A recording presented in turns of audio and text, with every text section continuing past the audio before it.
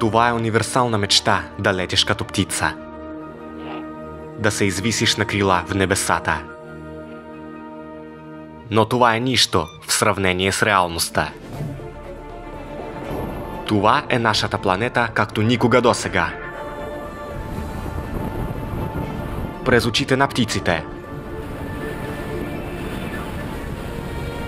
Това е пътуване, което обхваща света. Изпълнено с удивителни природни събития. Екстремни предизвикателства. И трудно спечелени награди. Това е светът на крилото.